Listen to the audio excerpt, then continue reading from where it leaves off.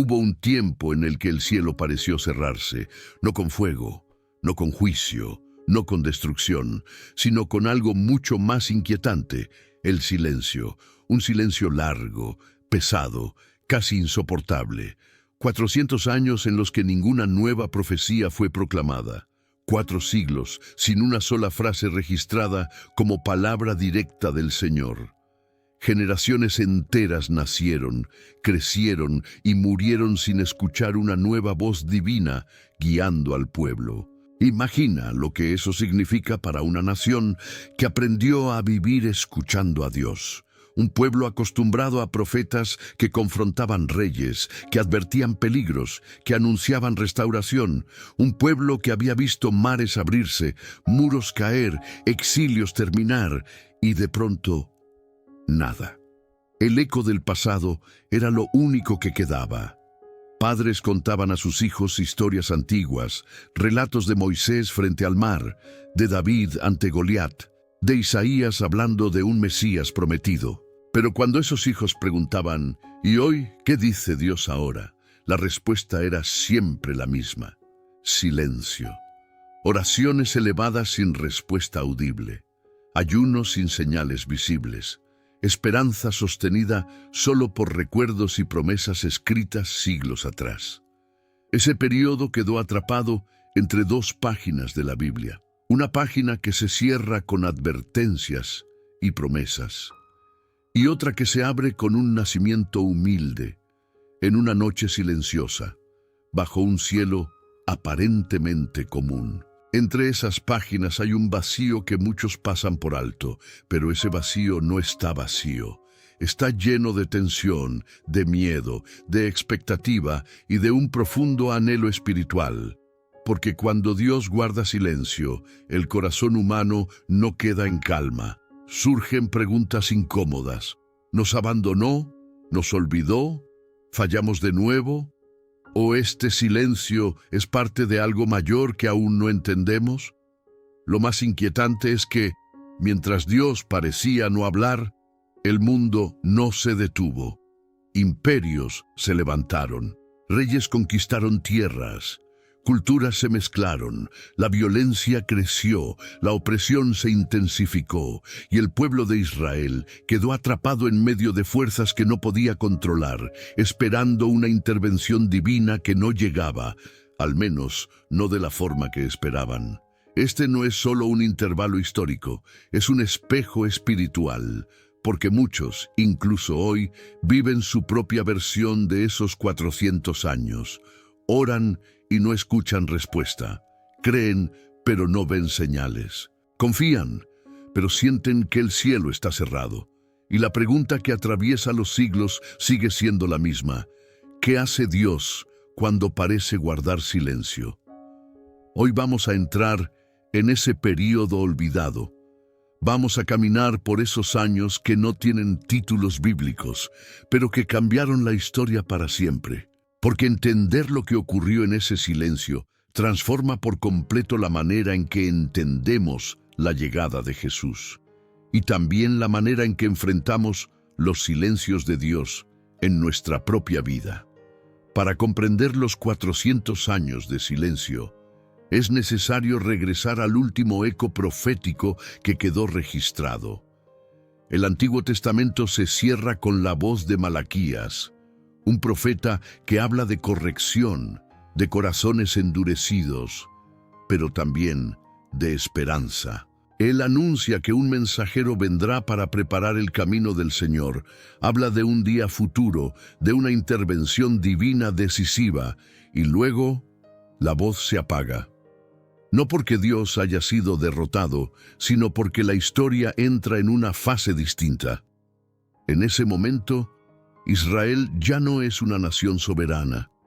Ha sobrevivido al exilio en Babilonia y ha regresado a su tierra bajo el dominio del imperio persa.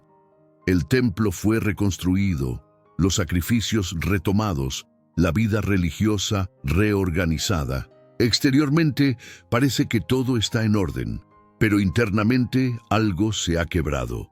El pueblo ya no es libre, vive bajo la autoridad de reyes extranjeros. Su identidad está en constante tensión. Con el paso de los años, el dominio persa cae y surge una fuerza imparable: Grecia. Alejandro Magno conquista vastos territorios en un tiempo sorprendentemente corto. No solo impone su poder militar, sino su cultura. El idioma griego se convierte en la lengua común del mundo conocido.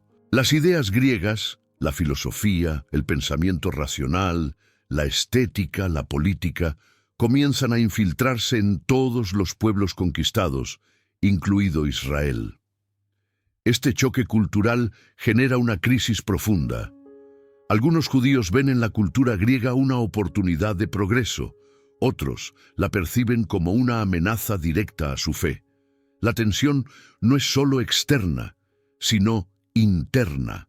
Familias se dividen, comunidades se enfrentan.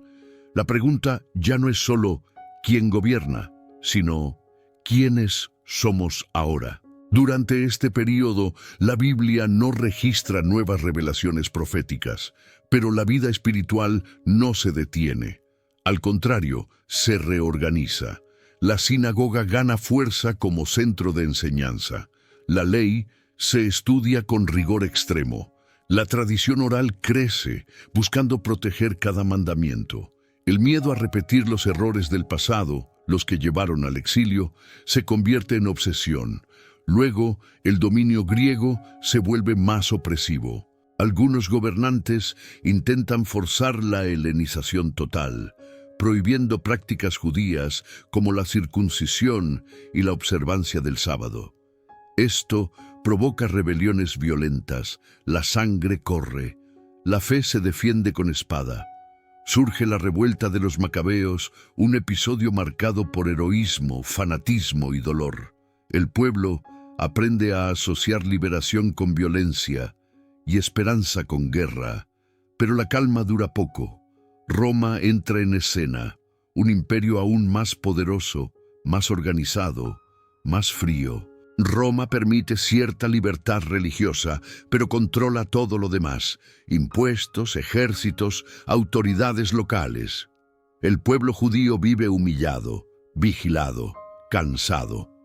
La expectativa mesiánica crece, pero ahora está cargada de frustración y rabia. La Biblia guarda silencio sobre todo esto, no porque no sea importante, sino porque la revelación escrita ya fue dada. El escenario está siendo preparado. El mundo se está alineando. Idiomas, caminos, estructuras políticas, todo avanza hacia un punto específico en el tiempo. El silencio de Dios no es desinterés, es preparación histórica. En medio de ese mundo dominado por imperios, surge una transformación silenciosa, pero decisiva en el alma del pueblo judío.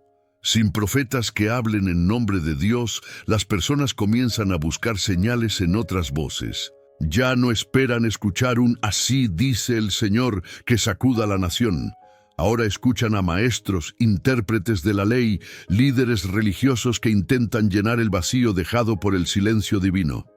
Es en este período cuando aparecen figuras que marcarán profundamente el escenario del Nuevo Testamento. Los fariseos nacen del deseo genuino de obedecer a Dios con precisión absoluta. Su temor es repetir los pecados del pasado, provocar nuevamente la ira divina y caer en otro exilio. Para evitarlo, rodean la ley con reglas, y esas reglas con más reglas. La intención es proteger la santidad. El resultado, muchas veces, es una carga pesada para el pueblo sencillo. Los saduceos, por otro lado, representan otra respuesta al silencio. Ellos se acercan al poder político, controlan el templo, negocian con Roma, buscan estabilidad a cualquier precio. Para ellos, la fe debe ser funcional, práctica, compatible con el sistema dominante. No esperan grandes intervenciones sobrenaturales. Viven el presente, administran lo que existe y evitan conflictos que puedan poner en riesgo su posición. Y luego están aquellos que se retiran por completo. Los esenios abandonan las ciudades, se aíslan en el desierto, convencidos de que todo el sistema está corrompido. Esperan un juicio final, una purificación radical. Creen que Dios hablará de nuevo, pero solo después de destruir lo que consideran impuro. Su esperanza no está en reformas, sino en ruptura total. Mientras estos grupos disputan la interpretación de la fe, el pueblo común sobrevive. Campesinos trabajan tierras que no les pertenecen. Pescadores entregan parte de su sustento en impuestos abusivos. Familias viven bajo la constante presencia de soldados romanos, recordatorios visibles de que ya no son libres. La fe, para ellos, no es un debate teológico, es una lucha diaria por no perder la esperanza. En este contexto, las antiguas promesas mesiánicas adquieren un nuevo peso. Cada texto que habla de un libertador es leído con ansiedad. Pero la imagen del Mesías comienza a deformarse. Muchos ya no esperan a un siervo sufriente, sino a un rey guerrero. No esperan redención espiritual, sino liberación política. El silencio de Dios, combinado con la opresión humana, va moldeando una expectativa peligrosa. Sin embargo, algo profundamente significativo ocurre en paralelo. Las Escrituras son traducidas al griego. La Septuaginta nace para atender a una generación que ya no domina el hebreo. A los ojos de algunos, esto es una pérdida cultural, pero en realidad es una preparación invisible. El mensaje sagrado comienza a estar disponible en el idioma del mundo. Lo que parecía adaptación forzada se convierte en instrumento divino. Dios no habla, pero organiza. No envía profetas, pero alinea corazones, culturas y caminos. En el silencio, la fe es probada. Algunos se endurecen, otros se corrompen, pero muchos aprenden a creer sin señales, a esperar sin respuestas, a confiar sin escuchar. Y es precisamente ahí, en ese punto de tensión máxima entre fe y desesperanza, donde la historia se acerca lentamente a su momento decisivo. Y entonces, cuando la espera se vuelve casi insoportable, algo comienza a moverse en lo invisible, no de forma ruidosa, no con ejércitos descendiendo del cielo, sino como un susurro que atraviesa generaciones. Después de siglos de silencio, la historia alcanza un punto de tensión tan alto que ya no puede sostenerse. El corazón del pueblo está agotado, la fe está fragmentada, la esperanza, aunque viva, está herida. Y es exactamente en ese momento cuando el silencio revela su verdadero propósito. En el desierto, lejos de los palacios y del templo, surge una voz. No es una voz suave ni cómoda. Es áspera, urgente, directa. Juan el Bautista aparece como un relámpago en medio de la oscuridad acumulada por 400 años. Su mensaje no trae novedades teológicas, no introduce nuevas doctrinas. Él toma palabras antiguas y las hace arder de nuevo. Arrepentimiento, preparación, reino de Dios. Es como si todo el Antiguo Testamento despertara de golpe. Juan no se presenta como el Mesías, se presenta como la voz que Malaquías había anunciado, la voz que Isaías había visto en visión siglos antes. En un instante, el silencio cobra sentido. No fue abandono, fue pausa, no fue olvido, fue alineación. Todo converge en ese momento, y entonces sucede lo impensable. Jesús aparece, no como un conquistador armado, no como un rey político. Aparece caminando entre la gente común, tocando a los olvidados, hablando con autoridad sin gritar. Cuando Jesús abre la boca, no rompe solo el silencio de 400 años. Rompe expectativas equivocadas, estructuras rígidas, interpretaciones distorsionadas. Cada palabra de Jesús encaja perfectamente en el mundo que fue preparado en el silencio. El idioma común permite que su mensaje sea entendido más allá de Israel. Los caminos romanos facilitan que las buenas noticias viajen. La opresión política hace que los corazones estén sedientos de esperanza verdadera, Incluso los grupos religiosos nacidos en ese periodo de silencio sirven como contraste para revelar el corazón del mensaje. Versículos antiguos cobran vida. El pueblo que andaba en tinieblas vio gran luz. Ya no es poesía, es realidad. La luz no llega de forma explosiva, sino encarnada. Dios no grita desde el cielo, camina entre los hombres. El clímax no es solo histórico, es espiritual. El mayor acto de Dios no fue hablar más fuerte después del silencio, fue mostrarse presente. El silencio preparó al mundo para algo que palabras solas no podrían haber logrado. 400 años sin profetas no fueron señal de ausencia divina. Fueron el útero de la revelación más grande de la historia. El silencio fue el escenario donde Dios preparó el momento exacto para entrar en la historia humana. El silencio, visto desde fuera, parece vacío, pero visto desde dentro, está lleno de sentido. Los 400 años entre el Antiguo y el Nuevo Testamento no fueron un error de la historia ni un paréntesis sin propósito. Fueron un proceso, un tiempo de maduración, de poda, de revelación silenciosa. Dios no se ausentó. Dios trabajó sin anunciarse, porque hay silencios que no significan distancia, sino profundidad. Hay pausas que no indican abandono, sino preparación. El pueblo de Israel aprendió a sostener su fe sin señales inmediatas, a aferrarse a promesas antiguas cuando no había novedades, a caminar guiado no por la voz audible de Dios, sino por la confianza en su carácter. Y esa fe, forjada en la espera, fue la que permitió reconocer al Mesías cuando finalmente llegó. Quizás por eso Jesús no fue entendido por todos. Muchos habían aprendido a esperar a Dios solo de una forma, con poder visible, con ruptura política, con victoria inmediata. Pero el silencio había preparado algo distinto. Había preparado corazones capaces de percibir a Dios en la sencillez, en lo cotidiano, en lo aparentemente pequeño. Dios no llegó gritando, llegó caminando.